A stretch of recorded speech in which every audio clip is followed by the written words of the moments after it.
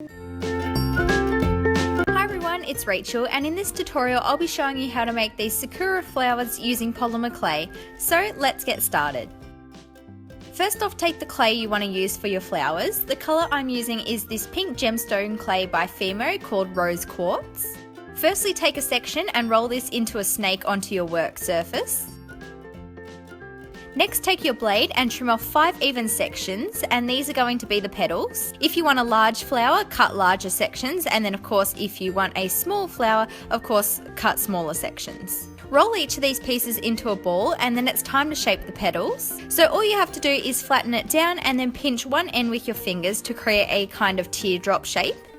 I then sat this down onto my work surface and repeated this with all 5 petals, creating a flower shape as I go.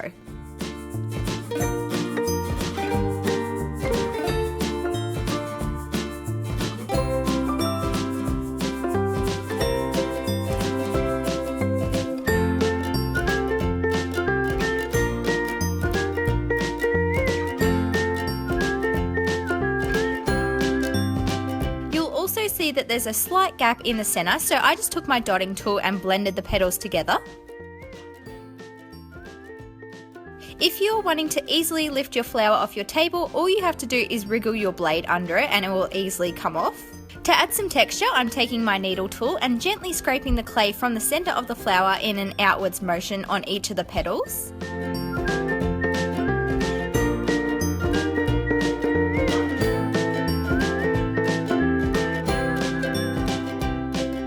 To create the cutout petal shape, you can then take a cookie cutter like I'm using here, or just cut them out using your blade, and I'm just trimming off the very ends of the petals.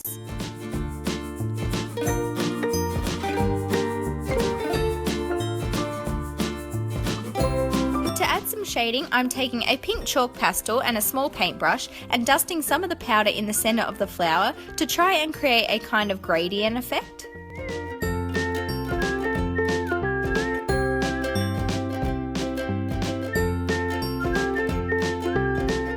Next, you'll want to take some darker pink clay for the flower's details and roll this into a thin coil.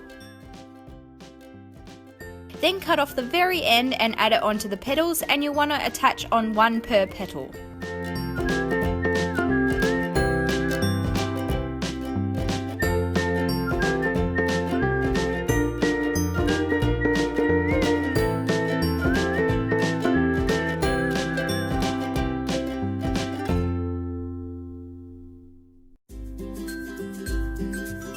I then took some liquid clay and I put it in the very center of my flower so I could attach some of these gold micro marbles. I just picked them up with my needle tool and placed them where I wanted. When you're happy with how your flowers look, you can go ahead and bake according to your package's instructions, and also if you want it to be a charm, you'll need to add an eye pin before baking. If you would like to glaze your charms after baking, you can go ahead and do that, but I decided to leave mine as they are. And that's everything for this tutorial. If you enjoyed, please give it a big thumbs up, subscribe for more, and I'll see you next time. Bye guys!